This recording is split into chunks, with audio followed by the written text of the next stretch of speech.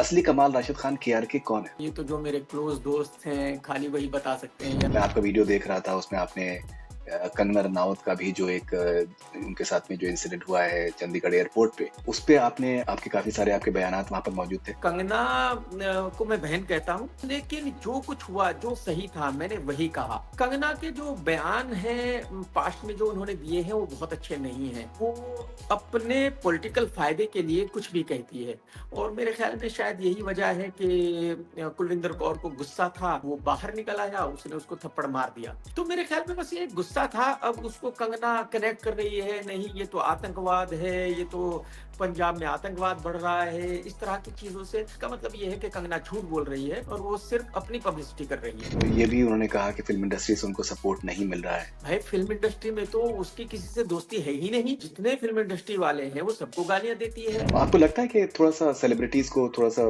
Careful रहना चाहिए? लेकिन कंगना तो एक्टर नहीं है ना भाई, कंगना तो पॉलिटिशियन है। आपको लगता है कि वो कामयाब रहेंगी एज़ अ पॉलिटिशियन? ऐसे पॉलिटिशियन मेरे ख्याल में कंगना कामयाब रहेगी, क्योंकि उसको झूठ बोलना बहुत अच्छे से आता है। इस साल फ़िल्में जो हैं स्पेशली अगर बॉक्स ऑफिस की बात करी जाए तो उतना नहीं चली हैं।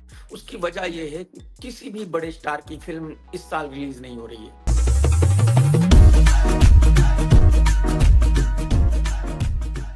हाय, मैं हूं कमाल आर खान और आप देख रहे हैं connect cine with Faridoon. Stay connected.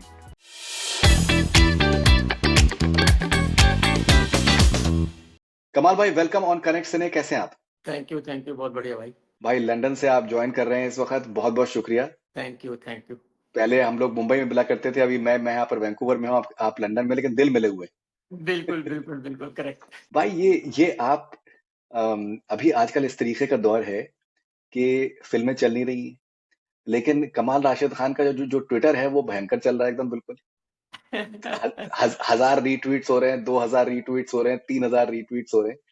ये एक रेलेवेंस बना के रखना, ये एक आर्ट अगर है तो कमाल राशिद खान को आती है। ये कैसे कैसे क्या आप करते हैं? मुझे याद है जब मैं बिग बॉस से बाहर आया, हुँ, तो जो म्यूजिक डायरेक्टर है साजिद वाजिद, मैं साजिद भाई से मिला और साजिद भाई ने कहा कि कमाल भाई आपको फिक्र करने की जरूरत नहीं है, आपको इतनी पब्लिसिटी मिल गई है कि आप 5 साल जिंदा रहोगे।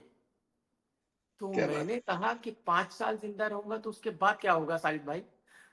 तो साजिद भाई ने कहा कि भाई फिर लोग भूल जाएंगे जैसे सभी को भूल जाते हैं। तो मुझे बड़ा डर हुँ, लगा कि यार बड़ी मेहनत से मैंने ये सब नाम कमाया है, लोग भूल जाएंगे तो कैसे चलेगा? तो हुँ, शायद वही दिन था कि मैंने सोचा यार कुछ ना कुछ ऐसे करते रहना है कि भाई लोग याद रखें और मैं जिंदा रहूं। क्योंकि अगर लोग भूल गए तो एक एक जो भी कोई आदमी फेमस हुआ है उसके लिए तो एक्चुअली यही मौत है कि लोग उसको भूल गए, बात खत्म।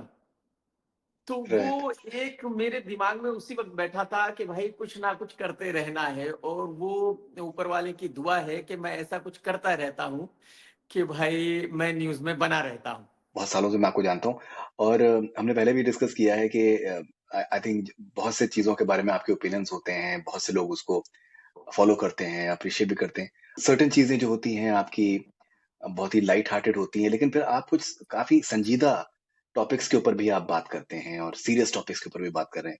मैं भी आपका ट्विटर देख रहा था, उसमें बहुत से आपने आई थिंक काफ़ी सीरियस आपने चीज़ों के बारे में आपने बात करी। तो असली कमाल राशिद खान केआरके कौन है? एक्चुअली जो लोग मुझे ट्विटर से जानते हैं या सोशल मीडिया से जानते हैं, शायद वो तो मुझे नहीं जानते, ये तो पक्का है। असली के आर के कौन है ये तो जो मेरे क्लोज दोस्त हैं खाली वही बता सकते हैं, या मेरे जो फैमिली मेंबर्स है या जो मेरे बच्चे हैं शायद वही बता सकते हैं। क्योंकि किसी को भी ऐसे जानना मेरे ख्याल में आप इंसान को नहीं जान सकते जब तक आप उसके साथ टाइम ना बिताएं, आप उसको अच्छी तरह से ना जाने तो किसी को भी जानना बड़ा मुश्किल है मुझे लगता है। आपकी एक ख़ासियत ये भी कही जाती है कि आप किसी भी टॉपिक के ऊपर जब अगर आप ओपिनियन आप करते हैं, तो वो एक डिटैच्ड तरीके से होती है। उसमें एक लेवल ऑफ ऑब्जेक्टिविटी होता है। अ, उसमें एक इमोशनल एंगल आपका नहीं होता है, जो आपको सही लगता है, आप वो आप कहते हैं। अब जैसे फॉर एग्ज़ाम्पल अभी मैं आपका वीडियो देख रहा था, उसमें आपने कंगना रनावत का भी जो एक उनके साथ में जो इंसिडेंट हुआ है चंडीगढ़ एयरपोर्ट पे, कुलविंदर कौर सीआईएसएफ के जवान हैं अम, तो उसपे आपने आपने आपके आपके काफ़ी सारे आपके बयानात वहाँ पर मौजूद थे। कैसे देखते हैं आप ये जो एक ये इंसिडेंट जो हुआ है रिसेंट टाइम्स में? देखो, मुझे ऐसा लगता है कि भाई अगर आप किसी भी टॉपिक पर बात करें, तो वही करें जो सच्चाई है। पहली बात तो ये कि मैं ना ही किसी के सपोर्ट में हूँ, ना ही किसी के अगेंस्ट हूँ। ना मैं बीजेपी को सपोर्ट करता, ना मैं कांग्रेस को सपोर्ट करता, ना ही मेरा किसी पार्टी से कोई लेना-देना है और ठीक इसी तरह ना ही मैं किसी पॉलिटिशियन को सपोर्ट करता। तो जो होता है या जो मुझे कहना होता है वो मैं उस तरह से कहता हूँ। मैं इस तरह से नहीं कहता जैसे सपोर्टर्स कहते हैं कि भाई कोई कांग्रेस को सपोर्ट कर रहा है तो कांग्रेस के लिए अच्छा कहेगा, बीजेपी को सपोर्ट कर रहा है तो बीजेपी के लिए अच्छा कहेगा। मेरे लिए वो ज़रूरी नहीं है। मैं सिर्फ वही कहता हूँ जो सच्चाई होती है और जो मुझे लगता है कि यही सच है। कंगना को मैं बहन कहता हूँ और कंगना को मैं अच्छी तरह जानता हूँ, लेकिन जो कुछ हुआ, जो सही था, मैंने वही कहा।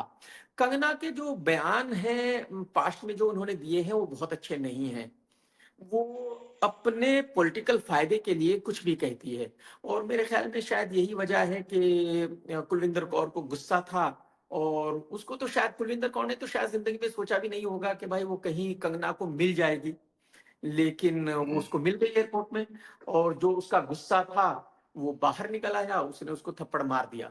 तो मेरे ख़्याल में बस ये गुस्सा था, अब उसको कंगना कनेक्ट कर रही है, नहीं ये तो आतंकवाद है, ये तो पंजाब में आतंकवाद बढ़ रहा है, इस तरह की चीज़ों से, तो इसका कोई मतलब नहीं है। मतलब इसका मतलब ये है कि कंगना झूठ बोल रही है और वो सिर्फ़ अपनी पब्लिसिटी कर रही है। उन्होंने उसको ये भी उन्होंने कहा कि फ़िल्म इंडस्ट्री से उनको सपोर्ट नहीं मिल रहा है। फ़िल्म इंडस्ट्री से क्यों कोई सपोर्ट करेगा उसको? वो किसको सपोर्ट करती है? भाई फ़िल्म इंडस्ट्री में तो उसकी किसी से दोस्ती है ही नहीं। फ़िल्म इंडस्ट्री में तो उसका किसी से लेना-देना है ही नहीं। वो जितने फ़िल्म इंडस्ट्री वाले हैं, वो सबको गालियाँ देती है। ऐसा कोई फ़िल्म इंडस्ट्री में नहीं बचा होगा सिवाय एक सलमान को छोड़ के, जिसको उसने गालियाँ नहीं दी होंगी। और वो भी इसलिए कि जब ऋतिक का इश्यू हुआ था, उस वक़्त में जब ऋतिक सलमान खान के पास गया, तो सलमान खान ने ऋतिक को सपोर्ट नहीं किया था। सलमान खान ने कहा था मैं ना ऋतिक को सपोर्ट करूँगा, ना मैं कंगना को सपोर्ट करूँगा। यही वजह है कि कंगना उसकी एहसानमंद है और यही वजह है कि कंगना सलमान के बारे में कुछ नहीं कहती, बस। सलमान के बारे में कंगना की मेरी बात हुई और कंगना ने यही कहा कि कमाल भाई सलमान ने मुझे उस वक़्त सपोर्ट किया था, तो मैं ज़िंदगी में उसके बारे में कभी कुछ नहीं कहूँगी, वो भले ही मेरे बारे में कुछ कह दे। तो सिर्फ़ यही वजह है कि वो सलमान के बारे में नहीं कहती, बाकी सबको गालियाँ देती है। तो जब वो गालियाँ देती है, तो कोई भी उसको क्यों सपोर्ट करेगा भाई? ओके एंड विशाल डडलानी का एक जैसे बयान आया है कि वो कुलविंदर कौर को सपोर्ट करते हैं। कैसे देखते हैं आप? विशाल का तो सबको पता है कि वो आप पार्टी से कनेक्टेड है। वो आप पार्टी को सपोर्ट करता है। तो ज़ाहिर-सी बात है वो फिर पंजाब के लोगों को भी सपोर्ट कर रहा है। तो वो तो बिल्कुल एकदम दोनों अपोज़िट हैं एक-दूसरे के। जैसे कंगना बीजेपी को सपोर्ट करती है, वैसे ही विशाल आपको सपोर्ट करता है। तो उन दोनों का ये बनता है, जो विशाल ने कहा है वो सही है उसके हिसाब से क्योंकि उसकी पार्टी का जो स्टैंड होगा इस मुद्दे पर वो यही होगा। तो वो अपनी पार्टी के हिसाब से सही कह रहा है, कंगना अपनी पार्टी के हिसाब से सही कह रही है। आपने वो भी ज़िक्र किया है कि कुलविंदर कौर के जो फैमिली मेंबर्स हैं, वो कुछ प्रोटेस्ट कर रहे हैं गाँव में। नहीं, खाली फैमिली मेंबर्स नहीं, बल्कि जो पूरा किसान समाज है, जो किसान ऑर्गनाइज़ेशंस हैं, वो सभी लोग, हज़ारों लोग इकट्ठे हुए थे मोहाली में और वो वहाँ गए थे पुलिस स्टेशन पर। वहाँ उन्होंने डिमांड की कि कुलविंदर को रिहा किया जाए, जबकि वो हवालात में है अब तक। तो उसको ज़मानत तो अभी तक नहीं मिली। तो मेरे ख़्याल में जो भी किसान हैं जितने और जो पंजाब के लोग हैं, वो सभी कुलविंदर को सपोर्ट कर रहे हैं। आपको लगता है कि थोड़ा-सा सेलिब्रिटीज़ को थोड़ा-सा केयरफुल रहना चाहिए, जब कोई सेंसिटिव टॉपिक्स के बारे में जब जब वो बात करें, they should be more careful and sensitive? नहीं, नहीं, तो केयरफुल तो रहते ही हैं। आप देखते हो कोई भी एक्टर जो है, कोई भी सेलिब्रिटी किसी मुद्दे पर कभी बोलता नहीं है। कभी किसी मुद्दे पर बोलते हैं और वो भी उस तरह से बोलते हैं कि देख कर के कि क्या फ़ायदा होगा, क्या नुकसान होगा। लेकिन कंगना तो एक्टर नहीं है ना भाई, कंगना तो पॉलिटिशियन है। तो ज़ाहिर-सी बात है वो सब कुछ वो चीज़ें कहती हैं जो पॉलिटिकली करेक्ट है, जो उसकी पार्टी को सपोर्ट करती हैं। ठीक उसी तरह अनुपम खेर है बहुत सारे ऐसे लोग हैं आज बॉलीवुड में जो बीजेपी को सपोर्ट करते हैं।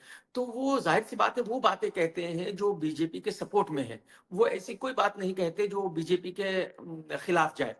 तो मेरे ख्याल में कंगना जो कर रही है वो सही कर रही है। और आप कह रहे हैं कि कंगना पॉलिटिशियन है, तो लेकिन वो तो एक्ट्रेस भी हैं, अभी अब फ़िल्में तो करेंगी। देखिए, एक्ट्रेस वो हुआ करती थी, अब वो एक्ट्रेस नहीं है। अगर वो हुँ, एक्ट्रेस बने रहना चाहती तो ज़ाहिर-सी बात है वो राजनीति में नहीं आती। वो राजनीति में आई ही इस वजह से है, उनको क्लियरली राजनेता ही बनना है, उनको एक्ट्रेस नहीं बनना है। वो अपने एक इंटरव्यू में भी कह चुकी कि भाई इलेक्शन से पहले उसने ये कहा था कि अगर मैं जीत गई, तो फिर मैं फुल टाइम राजनेता बन जाऊँगी, मैं फ़िल्में नहीं करूँगी। तो मेरे ख्याल में अब इसके बाद वो फ़िल्में नहीं करेंगी और वैसे भी उसकी पिछली 15 फ़िल्में सुपर फ्लॉप फ़िल्में हैं। आज तक उसकी कोई फ़िल्म चली नहीं क्वीन के बाद। तो ज़ाहिर-सी बात है एक्ट्रेस तो वो वैसे भी नहीं थी। वो किसी न किसी तरह अपना गुज़ारा कर रही थी, अपना करियर चला रही थी। और अब जो है वो करियर पूरी तरह खत्म हो गया है। मेरे ख्याल में अब वो फुल टाइम राजनेता बन जाएँगी। ओके एंड आपको लगता है कि वो कामयाब रहेंगी as a politician? As a politician मेरे ख्याल में कंगना कामयाब रहेगी, क्योंकि उसको झूठ बोलना बहुत अच्छे से आता है। उसको अपनी बात को सपोर्ट करना बहुत अच्छे से आता है। वो बिना डरे और बिना कुछ सोचे कुछ भी कह देती है। जैसे उसने कहा था कि भाई आज़ादी 2014 में मिली, उससे पहले तो आज़ादी मिली ही नहीं थी। तो यानी कि आप सोचिए कितना बड़ा झूठ है, लेकिन उसको भी वो डंके की चोट पर कहती है। बहुत ही कॉन्फिडेंस के साथ कहती है। तो मेरे ख्याल में वो राजनेता अच्छी बनेंगी क्योंकि उनको झूठ बोलना बहुत अच्छे से आता है। ओके एंड भाई आपने कहा कि दैट आपका पॉलिटिक्स से कोई लेना-देना नहीं है। लेकिन आप भी आई थिंक समाजवादी पार्टी से आप एसोसिएटेड रहे हैं, इलेक्शंस में भी काफ़ी सरगर्मी रही है आपकी। मैं पिछले इलेक्शन में एक दफ़ा खड़ा हुआ था, 2019 के जो इलेक्शन थे और उसमें मैंने समाजवादी पार्टी से टिकट मिला था मुझे, लेकिन मैं 15 दिन के बाद मैंने रिज़ाइन कर दिया था। 15 दिन पॉलिटिक्स करने के बाद मुझे पता चला था कि भाई ये मेरा काम नहीं है क्योंकि इसमें दिन-रात झूठ बोलना है और झूठ बोलना मेरा काम बिल्कुल नहीं है। तो यही वजह है कि मैंने छोड़ दिया था। ऑलमोस्ट हम छठे महीने में हम लोग अभी हैं। इस साल फ़िल्में जो हैं स्पेशली अगर बॉक्स ऑफिस की बात करी जाए तो उतना नहीं चली हैं। कैसे देखते हैं इस साल को आप? थिएटर्स बंद हो रहे हैं। देखिए, इस साल का तो पहले से ही सबको पता था कि भाई ये साल बहुत ही खराब रहेगा। उसकी वजह ये है कि किसी भी बड़े स्टार की फ़िल्म इस साल रिलीज़ नहीं हो रही है। पहले ही महीने में ऋतिक की एक फ़िल्म बड़ी रिलीज़ हुई थी, उसके बाद अब पूरे साल में ऋतिक की भी कोई फ़िल्म नहीं है।